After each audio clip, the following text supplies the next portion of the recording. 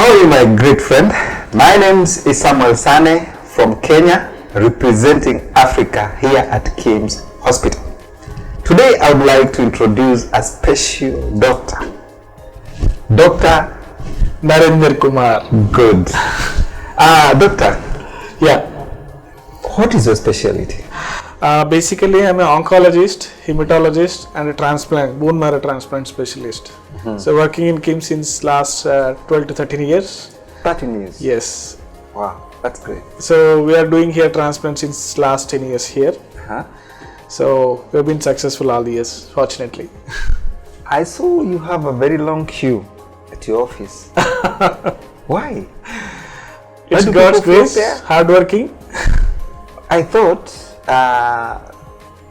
you delay attending to the patient. I know. I attend very fast. I start my OP morning around 8:30 and I'll be here till evening 5:30, 6 sometimes. Wow. So I take only 1.5 hour break to see the inpatients. Yes. Otherwise, I'll be seeing patients continuously. Yes. So there is no delay from my part. So I'll be seeing continuously.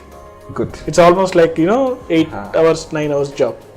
I think the cases of blood cancer are so high.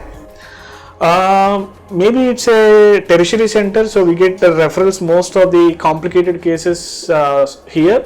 So probably that could be one reason. But as such, we are seeing there is a increased incidence of all cancers, in fact. Yes. And we are seeing more number of blood cancers among them.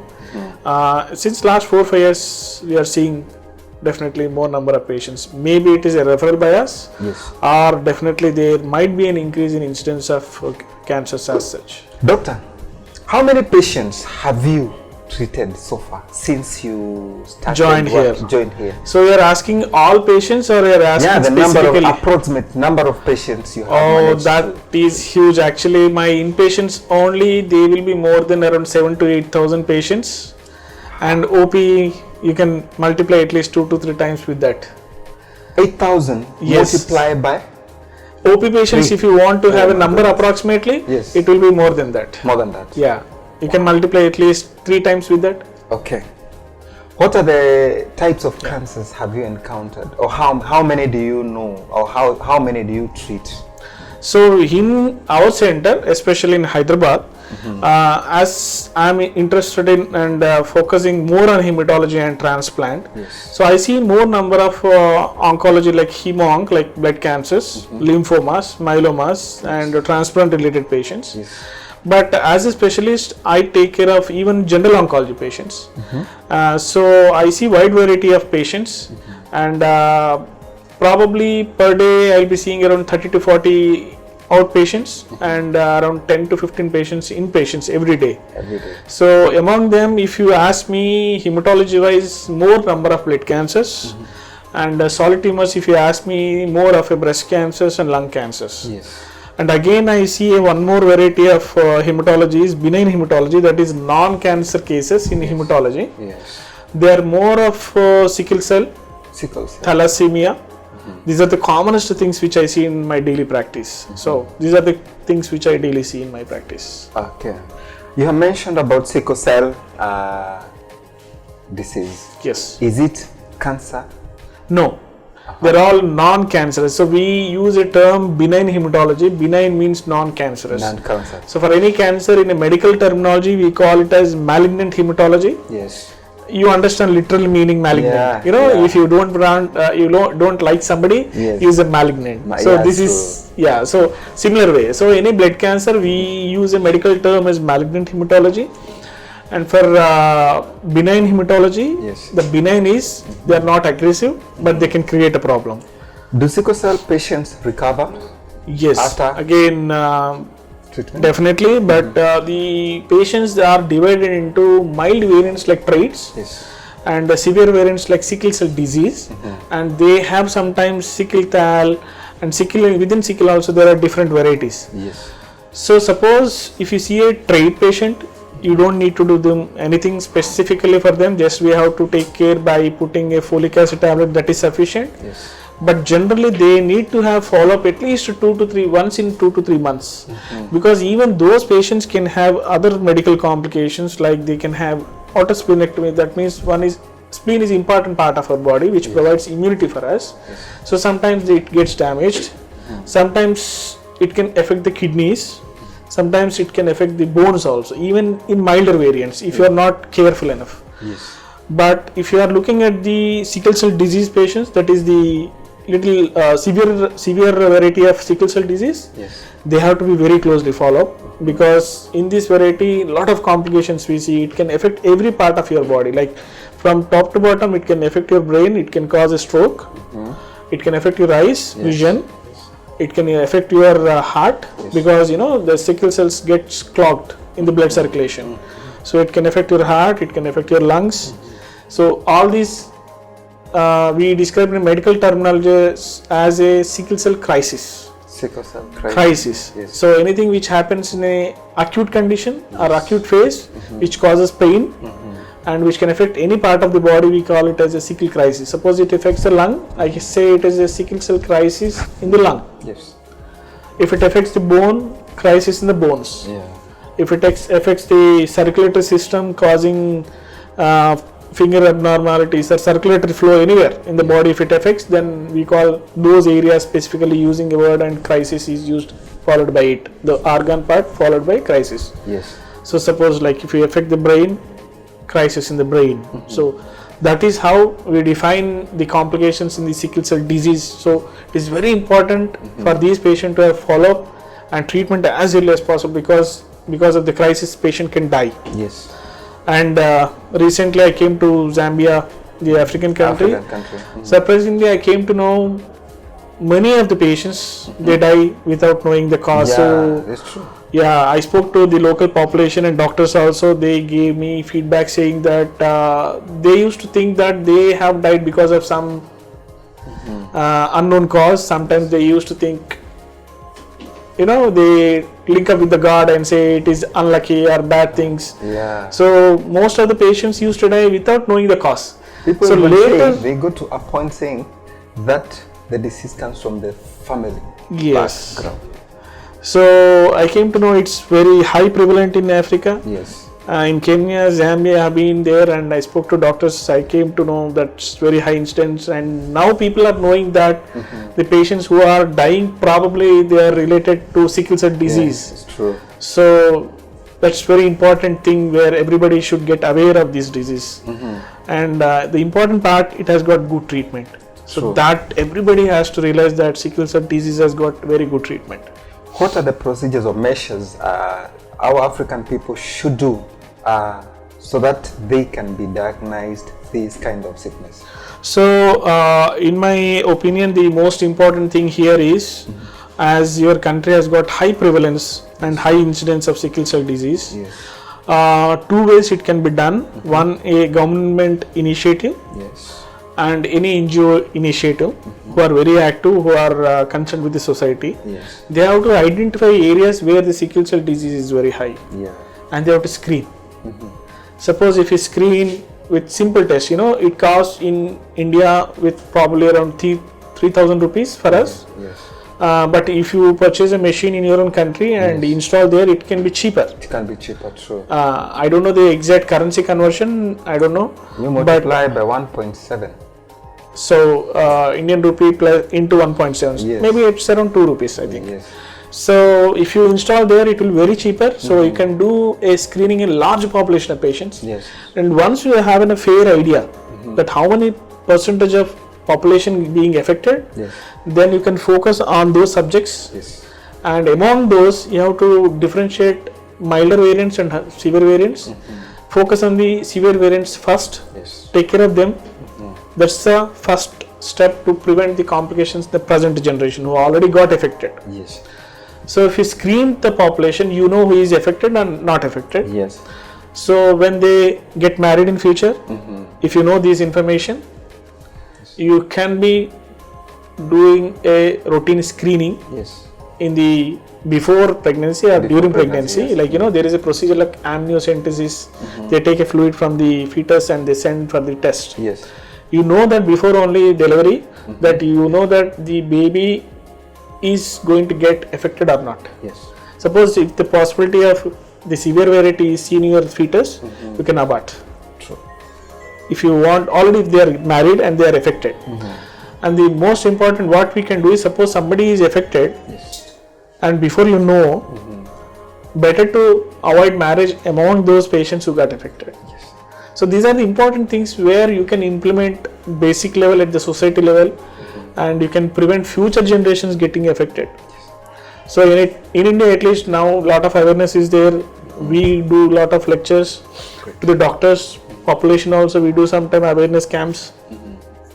Now most of the population here are sensitized, and we generally asking them to do before marriage, especially in the endemic areas, to do HP electrophoresis and screen them. Suppose if they are affected, still they want to go ahead with marriage.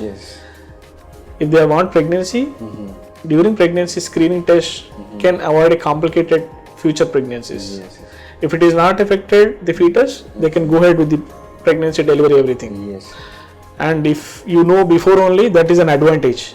You can prevent the future generations getting affected with the at least severe varieties. And if the couple understands the risk, maybe if they understand medical issues, they can avoid even marriages and go with the safe couple, the opposite sex, so that you can avoid the high risk pregnancies and high risk marriages. We always say prevention is better than cure. Because it's cheaper. It's cheaper and accessible, affordable too. Now, I have a question that I don't want to take much of your time. I know you're a busy doctor. At what level do you reach to do a bone marrow transplant? See, in simple sentence, you can remember this. Any patient of severe variety, sickle cell disease patients, if they get 2 crises or 3 crises in a year, they are ideal candidates for transplant. Okay? But the ideal age, because you can do transplant at any age, but definitely we expect to have a better result. So what is the ideal age? Ideal age is before any organ gets affected. And the other way of doing transplant in ideal age is, if at all possible, less than 10 years, and somewhere like after 5 years, but not beyond 16 years, because there is scientific evidence saying that if somebody goes for transplant after 16 years, the complications risk is higher in comparison to the patients who get transplant before 10 years. So my suggestion would be, if somebody gets diagnosis of severe variety, that is sickle cell disease, they should go for transplant at least after 3 to 4, 5 years. Once they get the first or second episode of crisis, better to take a for transplant if they have 100% matched donor. And we are doing even 50% matched donors also. Fortunately, our center has got results. 50% matched donors transplant equivalent to 100% matched donors. So I'm not waiting nowadays for 100% matched donor. If they don't have 100%, I'm okay. You're okay with 50% match. What do you do so that they can match 100%? No, you can't do anything, because these are genetics. The 50% genes come from mother, 50% genes come from the father. So once you are already born with genetic material, you can't do anything. You can't do nothing. Only thing what we can do, the latest technology, if you have even 50% match, still we can do the transplant and equivalent results like 100%. That's the advantage of the latest technology which we are using. Apart from now this issue of sickle cell, let's go to leukemia and other blood cancers. Blood cancers are really one of the difficult diseases to treat. The reason he is here, in the first 1 month, we call that phase as induction phase. So during that phase, we will be using different drugs combination to attack the cancer cells. But unfortunately, the drugs which we use to treat the cancer cells, they attack normal cells also. There is no selective killing of cancer cells at present time. Probably in future you may get the latest medicines are in future, which can selectively kill the cancer cells so that the complications risk will be less. But right now the drugs which are there in the world, which are the first line and most important drugs, are non-selective. They kill every cell along with the cancer cell. Normal cells also gets killed. So treating blood cancer is really challenge. And why do you do bone marrow transplants to cancer patients? Cancer patients. So not all cancer patients get transplant, especially high risk leukemias. They are defined by chromosomes, they are defined by molecular tests, and they are defined by the response after 1 month of therapy. So we take up these 4 variables and we classify them as high risk. So once they fit into high risk leukemia, they have to go for transplant. So suppose if I see 100 patients of blood cancers in pediatrics, only 20 to 30% patients go for transplant. If I see 100% of patients who are beyond 18 years, that is young and adults, there they need to go for transplant by 30 to 40% of the time. So it's not like every patient will go for transplant. Chemotherapy is sufficient to give a cure. Chemotherapy? Yes. There are tablets or you give injection? Yeah, again it depends on the age of the patient. Suppose if I am treating a elderly patient of AML, I use tablets combination there because they cannot tolerate the intensive treatment. If I treat a patient AML of young age, I give injections based therapy because they have to get the best treatment. Injections are actually the good treatment. So if I see a acute lymphoblastic leukemia, there the combination of injections and tablets is there. So irrespective of age, the combination is same. Suppose if I see again a elderly patient of a different chromosome, we call it as Philadelphia chromosome. If I see those patients, I use a tablet and injection there. So it depends on age, type of leukemia. So based on that, we'll be using tablet combination, injection tablet, or injections combination. So that is how it is decided. Good. No, briefly, I would wish you to explain about how you do bone marrow transplant. Okay, so yeah, that's an important question because if I say bone marrow transplant, most of the patients think I'm going to do a big surgery. This is not at all a surgery. I'm also confused. I don't know. So here to make you understand in simplest language, have you ever seen blood transfusion? Yes. For you it is the same. It has been done even to me. Yes, it is the same what we do. We collect stem cells from the donor. Stem cells. Stem cells. It is a stem cell. I want that procedure, how you collect the stem cells. So it is done by a machine which identifies the stem cells based on CD34 marker.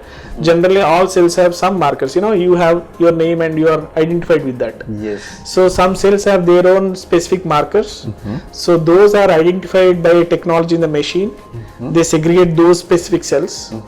And it is collected in a blood bag. So if you see the bag, it is like a regular blood bag. But it is condensed or concentrated with stem cells. For you, it looks like a regular blood bag. So we collect that, then we give chemotherapy, we prepare the patient, we put the stem cells into the patient body. Through blood, normal transfusion. Yes. So somebody seeing the transplant procedure, they think this is so simple. Complicated and very complex one. Yes, the word looks like very complex, but if you see staying there, it looks very simple. So some patients say that, is this the procedure which they are scared of? So but behind that, lot of hard work is there. We have to identify patient, we have to give chemotherapy, we have to take care of the procedure. It is complex from our side. For somebody who is seeing outside, it looks very simple. It's almost like 30 days hard work, 24 hours. 24 hours. Yes. At what percentage of the success rate do you get after the bone marrow? So again it depends on the diagnosis, age group. If I am doing a transplant for benign hematology cases like sickle and thalassemias, for pediatric, the success rate is 90 to 95%. So 5% risk anybody has to accept. If I am doing a transplant for elder patients like middle age group, the risk is almost 10%. So that risk is like death, life risk. If I am doing for malignant transplants, again as such the success rate is, transplant success rate is 90%, but long term survivals is 60%. You understood, long term survival is different, transplant success rate is different. Transplant success rate is in the first month or 6 months. Long term survival means somebody of malignant hematology like leukemias surviving beyond 5 years is survivor. So somebody surviving beyond 5 years means they are cured. So that comes to around 60 to 70%. But if you are asking about the benign cases like sickle and thal, 5 years survival is 90%. 90%. You understood? Yes. So that's the difference. Good. Now, who is a person who qualifies to give the bone marrow stem cell donation? Stem cell. Yeah, so there is a criteria we follow based on scientific evidence. We have taken stem cells recently from 5-year kid also, because we are 5-year-old kid. Because his father had a difficulty in getting the stem cells. Their family members initially cooperated and said we'll give it, and last moment they said we'll not. So it's a very crucial treatment, because without treatment he is going to die. So we were like, there was no option for us. We went ahead with his son, and fortunately we got very good stem cell collection. Because it depends on the recipient, that is patient weight also. Yes. Based on the patient weight, we will be collecting the stem cells. Okay. So if the weight mismatch is high, sometimes we will face difficulty. But fortunately, we got more than expected stem cells. Yes. And we did transplant. That person is doing really good now. It's been like now 7 months. So we can collect the stem cells from the age of 1 to 2 years. 1 to 2 years. Yes, because suppose if you are doing a pediatric to pediatric transplant, yes, for us even a small donor is also sufficient. Even to one old person.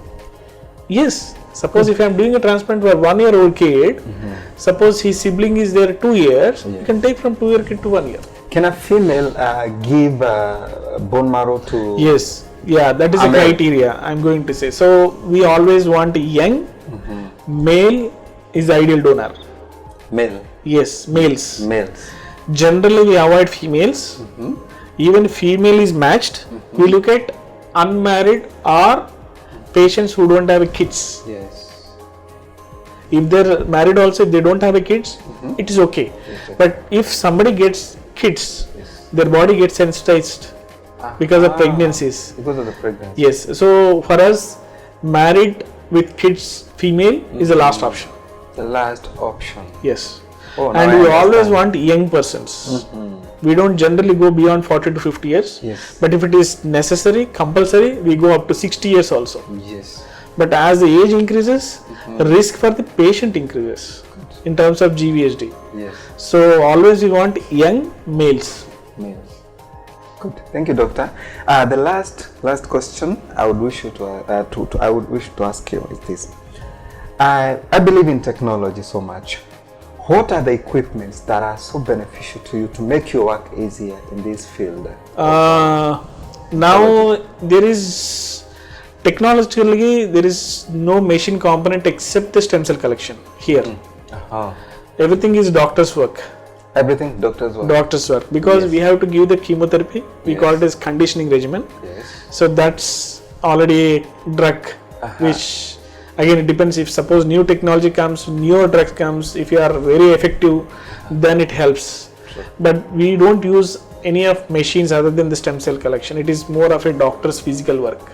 I wish to see this machine.